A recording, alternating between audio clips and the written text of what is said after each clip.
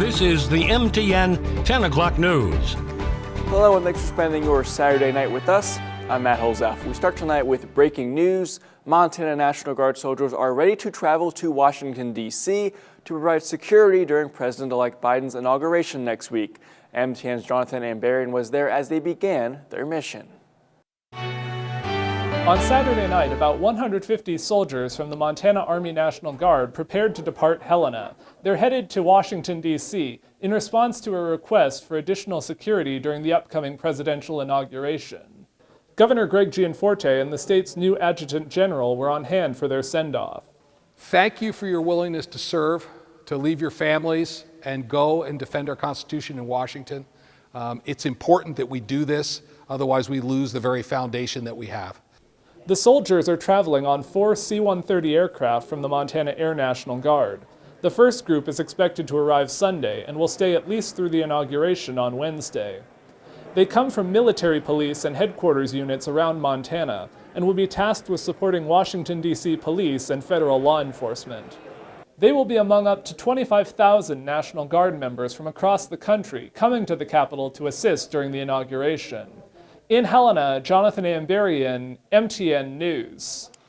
Thanks, Jonathan. Now remember, the governor announced this week that Montana would send those 150 soldiers to the nation's capital for the inauguration. And before tonight's speech, they all met earlier today for training. MTN's Olivia Williamson has the latest from Fort Harrison. Demonstrators. Right side. These Montana Army National Guard members are practicing techniques for responding to civil unrest. Okay, so we'll try again with the line. That includes both the possibility of unarmed Hands are up. and armed rioters.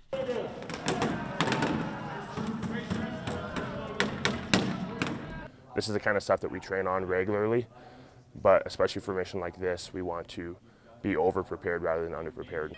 The mission? Provide security at the nation's capital during the inauguration of President-elect Joe Biden. National Guard soldiers from across the U.S. are helping secure the Capitol following the storming of the U.S. Capitol on January 6. These 150 military police and other soldiers come from all across Montana. For some, it is their first time on a mission like this. This is my first time doing crowd control, riot control. It's actually pretty interesting. It's a good tactic to know. I'm a police officer back home, so this is something that we don't get a lot of training with, so something new to know and something new to put in my back pocket. Their instructor in these crowd control techniques is non-lethal weapons instructor Adam Olson. He's conducted multiple similar trainings throughout 2020 due to the unrest over last summer and feels confident to serve their mission. We've got local police integrated with our military police. They work really well with us, and we can provide each other with a lot of expertise as a whole. And it just makes our formation really smooth every time we do any military police training. As soon as training is done here, the soldiers will begin preparing and packing to head to D.C. In Fort Harrison, I'm Olivia Williamson, MTN News. Thank you, Alexia. Now let's keep talking about what's going to happen in the next week in the nation's capital. Now, President Trump is expected to break a long-standing tradition and not participate in Wednesday's inauguration. The first of several events for President-elect Biden kicked off tonight. Nicole Killian has more on that from the White House. President Trump remained behind closed doors Saturday, but there was no shortage of activity at the White House. His lawyer, Rudy Giuliani, was spotted entering the complex, while staffers carted out boxes of their belongings. With 4 days left in his term, CBS News has learned President Trump is contemplating a final send-off full of pomp and circumstance on the morning of the inauguration. I, Donald John Trump. Mr. Trump will not attend the inauguration, unlike Vice President Mike Pence, who finally phoned to congratulate his successor, Vice President-elect Kamala Harris, late this week. 4 separate House committees launched a joint review of the Capitol insurrection as harrowing new details emerged about how close a mob got to the vice president and his family. At one point, rioters were less than 100 feet from where the Pences were hiding before the Secret Service evacuated them to safety. Health and Human Services Secretary Alex Azar cited the siege in his resignation letter and took a parting shot at the president, quote, "Unfortunately, the actions and rhetoric following the election, especially during this past week, threaten to tarnish these and other historic legacies of this administration."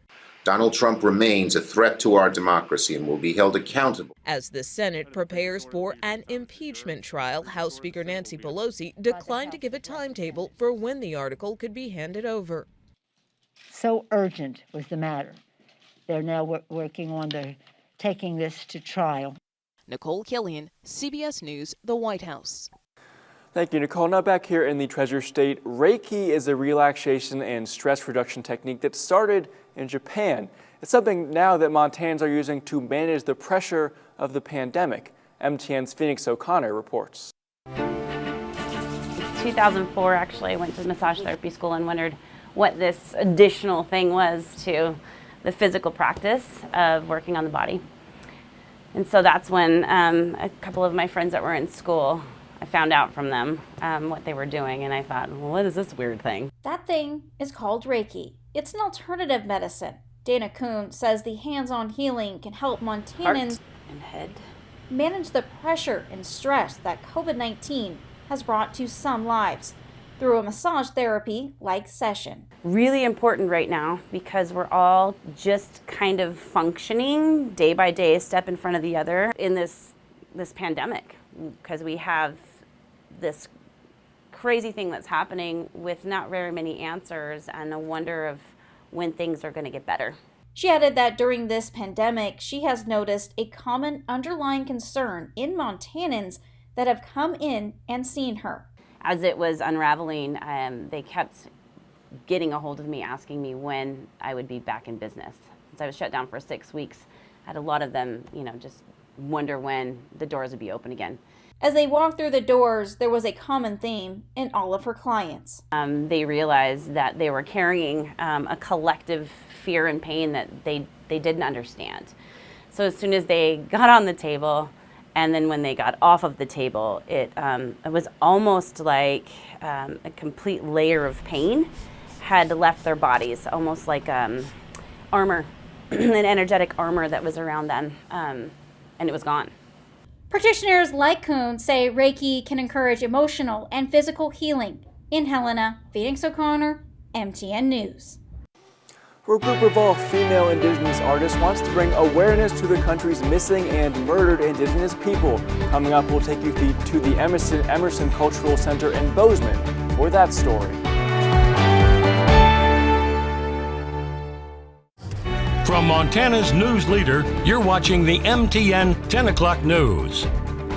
Welcome back. This is video from Washington, D.C. taken earlier today. You can see the unscalable fences now surrounding the U.S. Capitol. Those went up over the past week and a half in response to the riots at the Capitol building and in preparation for President-elect Joe Biden's inauguration in 4 days. As you can see, D.C. residents not really bothered by the extra fencing and increased security. D.C. Mayor Mary Lou Bowser is asking visitors to stay away from the city until after the inauguration.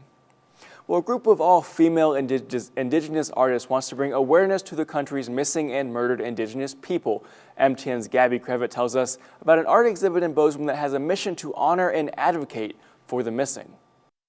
We're surrounded by pain, but we're also surrounded by some very beautiful things. On display at the Emerson Cultural Center, portraits, beadwork, and fashion design. And with a closer look, you'll find stories of loss and hope. As I look around in the gallery today, I see these beautiful pieces of work, and I think it has kind of made a positive thing out of a very horribly negative, painful thing. Susan Stewart is a member of the Crow and Blackfoot tribe. She's been an artist for years and says her work has a mission. As an artist, I've always been involved as art for social change. This is a way in which artists came together to express their feelings about the issues of missing and murdered Indigenous people. The work on display is deeply personal for artists. Star Women Sisters is a piece that honors Stewart's sister's great-granddaughter, who was found murdered. So this piece in itself is a symbol of how elders have to endure. We have to endure as the matriarchs of the family. We have to be the ones to be empowered to help our families get through these issues of when we have a tremendous loss in the family. Olivia Williamson shows her contemporary clothing designs at the exhibit, inspired by missing women and girls who could wear the dresses. I just tried to imagine putting a young girl that's somewhere out there. If she was gonna wear this, how would it look like through my eyes? Williamson explains how her involvement in advocacy for missing and murdered Indigenous people has evolved through her own experience, and hopes her art puts the viewer in her position to imagine for a moment that feeling of loss. So I was like, yeah, missing and murdered, I'm gonna go support these people. Then it happened to my family. My brother is missing right now. I have to put him in front of me and tell everybody. The exhibit will be on display at the Emerson Cultural Center through the month of February. Reporting in Bozeman, Gabby Crevitt, MTN News.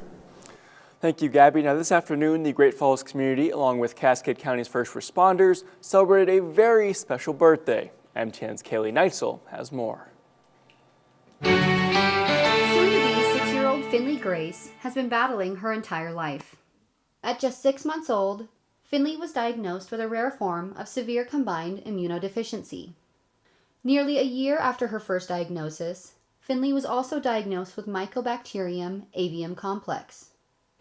Finley received treatment from Seattle Children's Hospital, more than 600 miles from her family's home in Great Falls. She's been doing good. We've had some setbacks. Right now she has 2 lung infections. And then with COVID, of course, we have to keep her away from everyone, but she's never been able to have like an actual birthday party. She's been in the hospital for most of them, so. At age 2, she underwent a bone marrow transplant in October of 2017, and 2 months later, she was diagnosed with sepsis.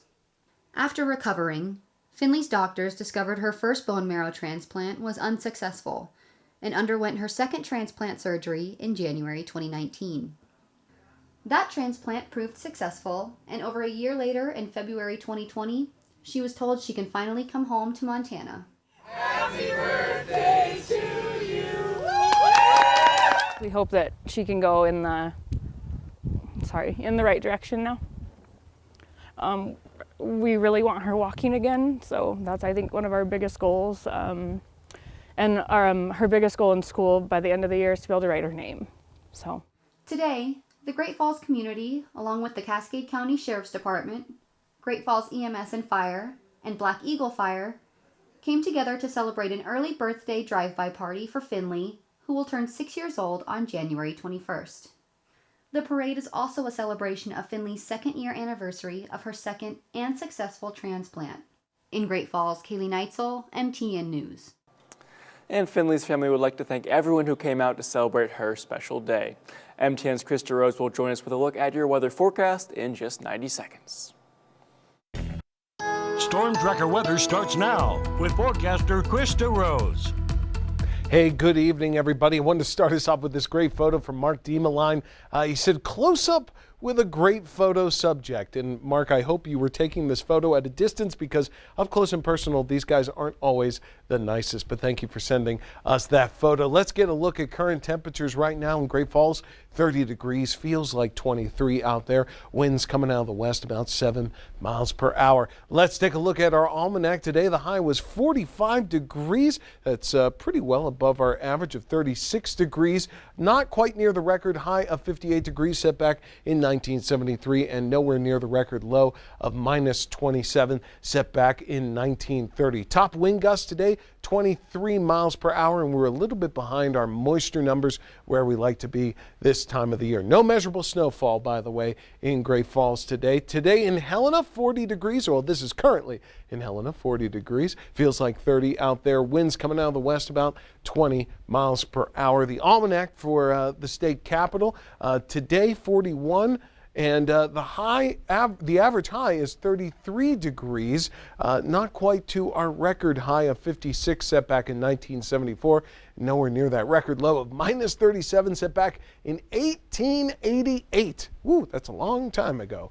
Top wind gusts today, 32 miles per hour. And again, moisture-wise, we're a little bit behind where we like to be this time of the year, this time of the month. No measurable snowfall in Helena, but that may change as we zoom in on our region. We can see a little bit of snow starting to take form on the radar especially in the higher elevations. Now, here's what we got going on. Winter weather advisories now extended pretty much all the way to the Dakota border. So what we really need to focus on, Missoula, Great Falls, Bozeman areas, of course, snow, and there's going to be snow. The higher in elevation you go, the more snow you will get. So in the mountains, we're looking at 2 to 6 inches potentially. And again, if you go higher in elevations, 6 to 12 inches, winds gusting up to 40 miles per hour. This, of course, could cause blowing and drifting snow and travel hazards. So be aware of this. Here's our snow estimate model. It looks like right now Lewistown will get about 4 to 6, Great Falls 1 to 2, 1 to 2 in Helena, Light and Butte, and about 2 to 4 in Bozeman. So just be aware. Could be getting a little snow. It could be coming to say hello. Coming down from Canada, here's another look. Now, as the day goes on, keep in mind we're already into Monday now. That snow is going to stay with us all throughout the state. It'll have little pockets of snow, and then things will really start to kind of clear out by Tuesday. But get a couple of chances at it. Let's go to current conditions. Current winds across the state, not too terrible, especially things have calmed down since last week with that major wind that we had. Right now, temperatures are slowly going down into the 20s and 30s out there. And as we look into tonight, well, that's basically where we're going to end up, into the 20s and 30s for most of us across the region. As we go into tomorrow, temps will go back up into the 40s, so a little bit above our average highs. But there is a cooling trend on the way, and here it comes. So Sunday, 47, then check it out here in Great Falls. Boom, by next Saturday, we're at 28 degrees. And then for Helena, boy, 41 on Sunday, and the same thing, down into the 20s on Saturday. That's a look at your weather. Thank you, Chris. Well, the world has marked another devastating COVID milestone. More than 2 million lives lost to the virus. It took roughly 8 months to reach the first million deaths, just 4 to reach the second. The U.S. leads all countries with nearly 400,000 deaths. Brazil is second, followed by India. CBS News correspondent Danya Backus has the latest. A nation on the brink braces for another threat. The CDC now warning that the highly contagious UK COVID variant could dominate the U.S. by spring. It also estimates 90,000 more people could die from the virus in the next 3 weeks, highlighting the urgency for vaccinations. It's just absolute shame on America that this is how the rollout of this vaccine is going. Operation Warp Speed is moving in slow motion. The release of more doses promised by the Trump administration not happening. Governors across the country confronting the failure. They were lying. They don't have any doses held back. Their empty promises are literally playing with people's lives. My guess is it's gross incompetence. Don't worry, we'll increase the supply because we're going to send you the second dose. Not true. President-elect Joe Biden pledges to fix the botched rollout. But you have my word that we will manage the hell out of this operation. In Arizona, the rate of infections is among the highest in the world. It's agonizing. He was like gasping for air, like he was being smothered. Monique Horbacheski's husband, Bob, a 42-year-old father of 3, has been fighting for his life there since mid-December and may require a double lung transplant. I married a man thinking that we were going to grow old together, and I don't know if he's going to come home. Vaccination super sites like the one here at Dodger Stadium take on a more urgent need. Saturday, LA County officials confirmed its first case of the UK variant, and the county has now surpassed 1 million coronavirus cases. Danya Backus, CBS News, Los Angeles. Thank you, Donna. Let's take a look now at the latest COVID-19 numbers in Montana. We're looking at over 89,000 total cases since the pandemic began. Almost 5,000 of those are active cases. We also added a number of COVID-19 related deaths yesterday, including 19 in Cascade County. Speaking of Cascade County, they're currently showing 588 active cases, 126 total deaths. Lewis and Clark County has 511 active cases and 45 COVID-19 related deaths. If you're looking for the latest numbers for your county, you can find those on our website. We know there were some NFL playoff games today, but there were also some hoops action here in the Treasure State. Highlights coming up next in sports.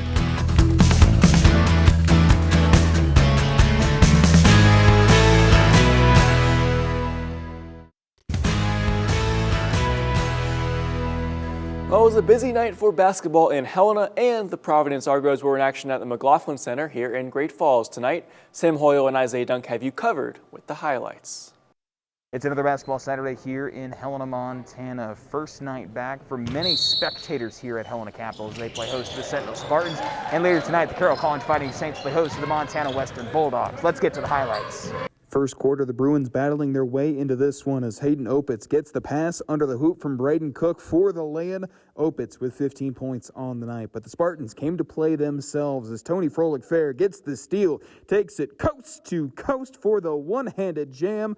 Froelich-Fair with 11 points on the night, but the night belonged to Alex Germer. Germer, who sinks the three off the no-look pass from Hayden Kolb. Germer had 37 points tonight as the Spartans roll in this one 67-59.